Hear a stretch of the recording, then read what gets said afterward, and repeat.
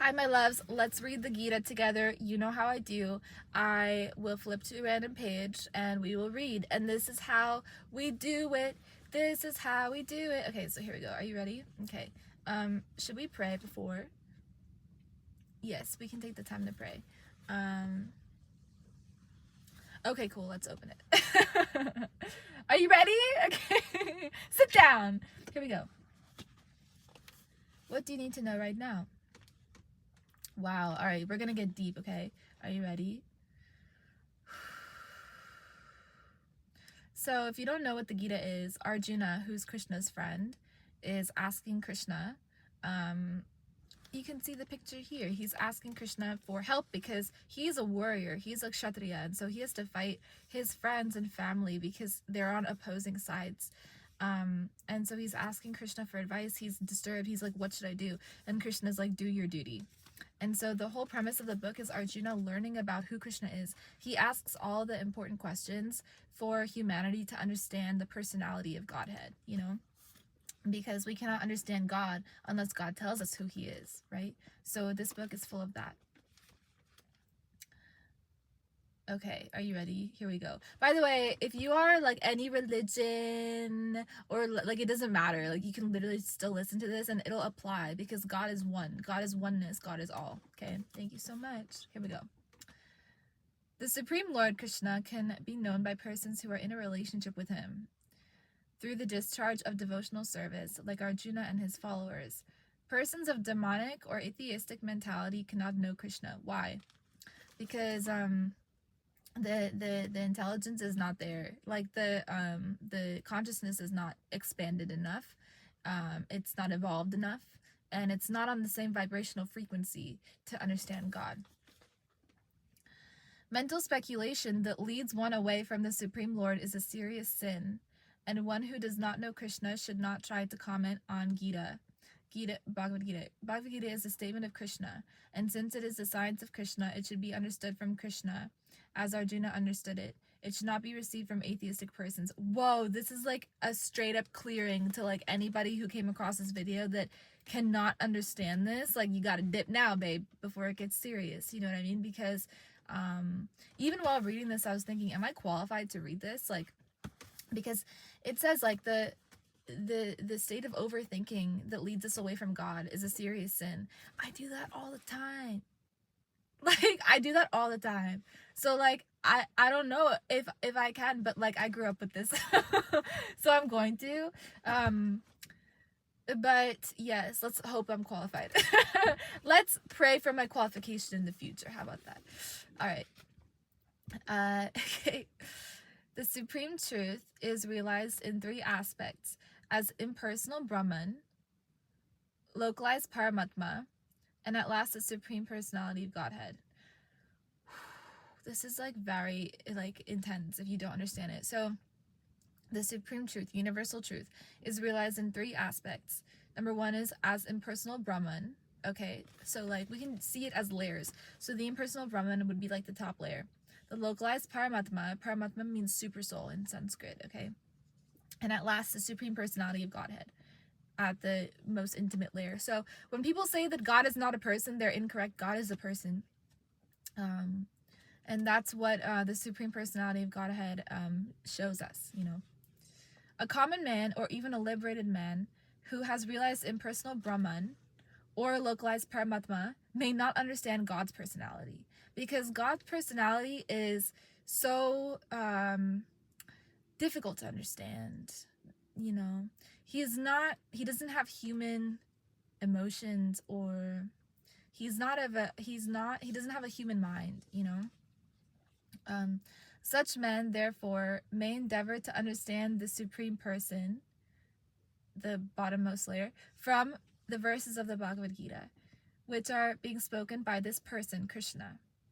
Sometimes the impersonalists accept Krishna as Bhagavan, or they accept his authority. Yet many liberated persons cannot understand Krishna as Purushottama, the Supreme Person. Therefore, Arjuna addresses him as Purushottama. Yet, one still may not understand that Krishna is the father of all living entities. Therefore, Arjuna addresses him as Buddha Bhavana. And if one comes to know him as the father of all the living entities, still one may not know him as the supreme controller. Therefore, he is addressed here as Bhutesha, the supreme controller of everyone. Wow. And even if one I love this so much. Okay. It's just so like scintillating, and it's just so heart opening, you know. He is being addressed here in many different ways for all of his aspects and qualities, right? Deeper and deeper still. And even if one knows Krishna as the supreme controller of all living entities, still one may not know that he is the origin of all the demigods. Therefore, he is addressed herein as Deva Deva, the worshipful god of all demigods. And even if one knows him as the I love it. Even if one knows him as the worshipful god of all demigods, one may not know that he is the supreme proprietor of everything. Therefore, he is addressed as Jagatpati.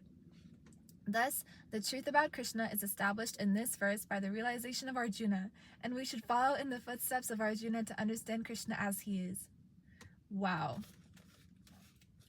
Crazy that we just started with this. Arjuna says, "Please tell me in detail of your divine opulences by which you pervade all these worlds."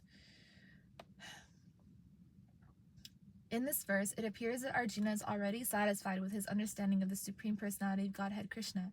By Krishna's grace, Arjuna here has personal experience, intelligence, and knowledge, and whatever else a person may have, and through all these agencies, he has understood Krishna to be the Supreme Personality of Godhead.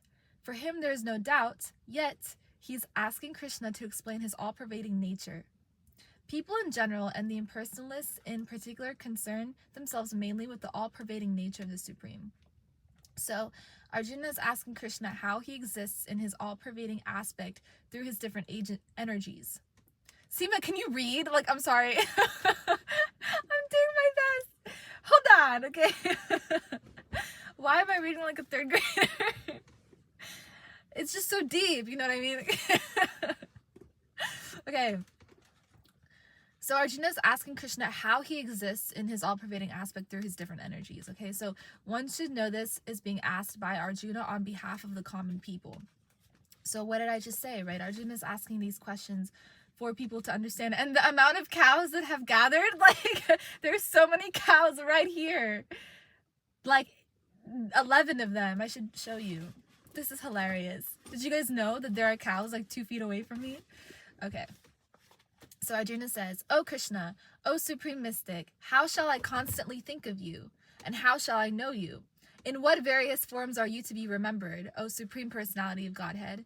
Right? How do I conceive you, you know, in my mind? How do I understand you? As it is stated in the previous chapter, the Supreme Personality of Godhead is covered by his Yoga Maya.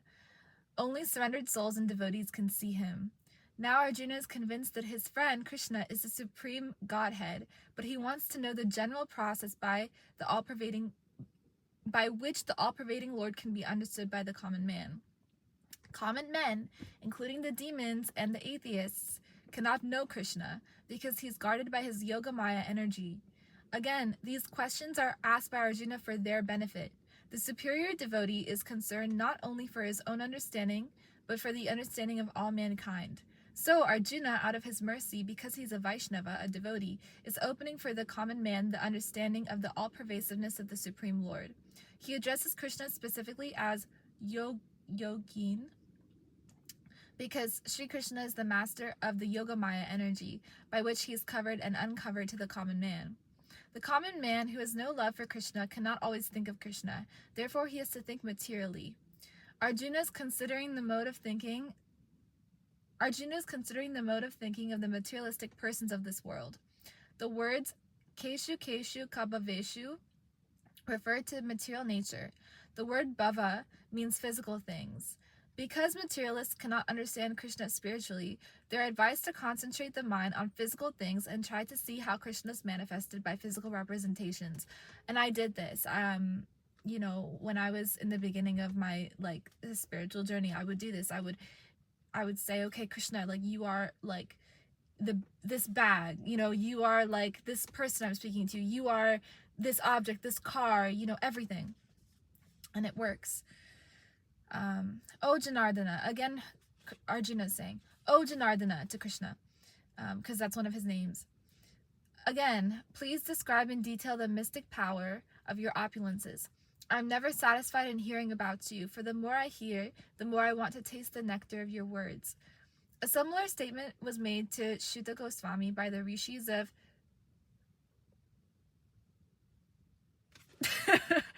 somewhere by the rishis of Naimis Sarain. Oh my god, I'm butchering this. By the rishis of Naimish Sharanya, headed by Shunaka. That statement is, one can never be satiated, even though one continuously hears the transcendental pastimes of Krishna, who is glorified by excellent prayers. Those who have entered into a transcendental relationship with Krishna, I love this so much, relish at every step the descriptions of the pastime of the Lord. Srimad Bhagavatam, the first chapter, first canto. Thus, Arjuna is interested in hearing about Krishna and specifically how he remains as the all-pervading Supreme Lord. Now, as far as Amritam, nectar, is concerned, any narration or statement concerning Krishna is just like nectar. The cows are still here, by the way. Do you want to see? It's like a whole situation. There are cows and birds and like, I just love how they came here when I was like amping it up, you know what I mean? It's so cute. Okay. I'll include this footage somewhere, but they're all here. Okay, whatever.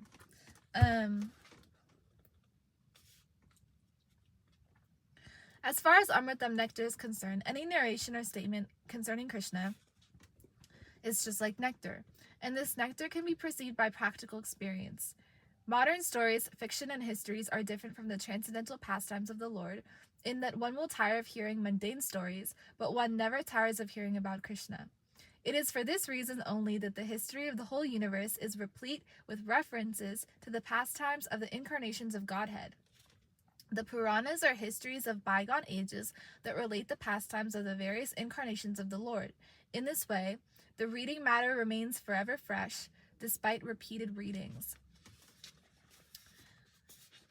The Supreme Personality of Godhead, and interesting because like I wanted to read the Gita today. Like I didn't want to do a reading today, you know, because I was thinking along the lines of this content is like forever applicable, and readings, like I like to think that the readings that I do are like timeless pieces of information, but I felt that this was more valuable today, you know.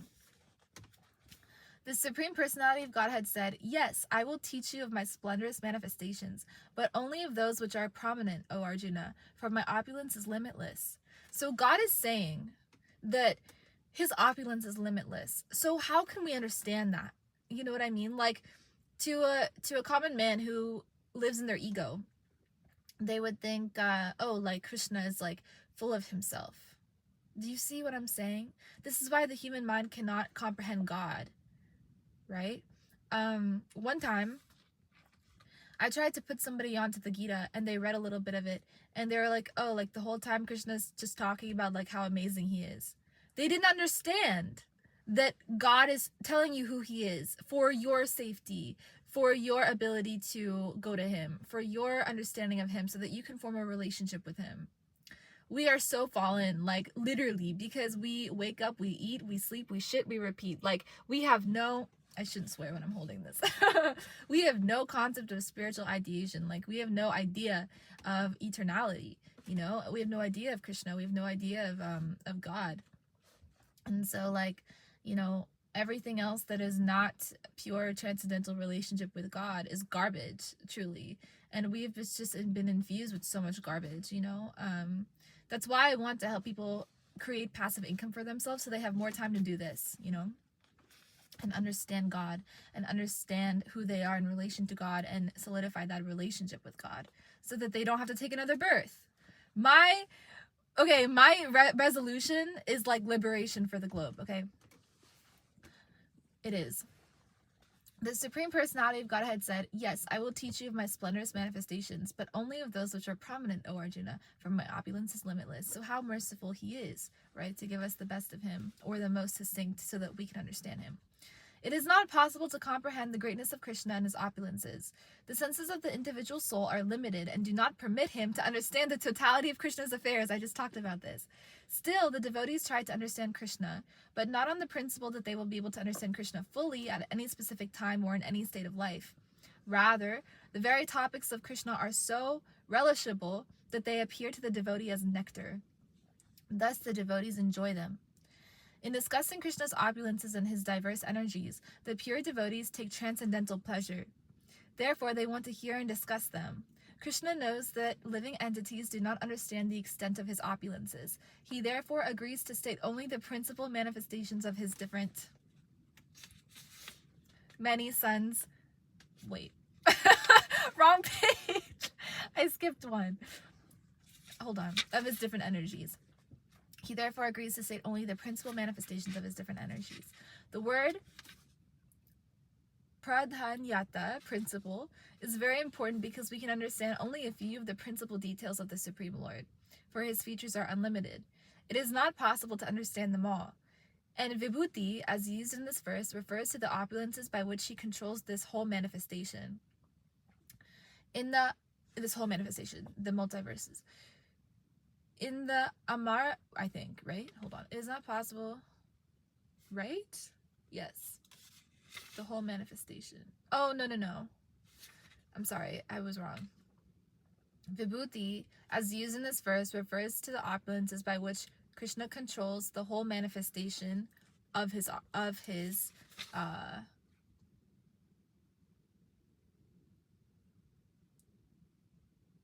or wait, I was right actually. No, of all of his manifestations. Does that make sense? So Vibhuti is the opulences by which he controls his own manifestation. In the Amara Kosha dictionary, it is stated that Vibhuti indicates an exceptional opulence. The impersonalist or pantheist cannot understand the exceptional opulences of the Supreme Lord, nor the manifestations of his divine energies. Both in the material world and in the spiritual world, his energies are distributed in every variety of manifestation. Every variety. That's crazy.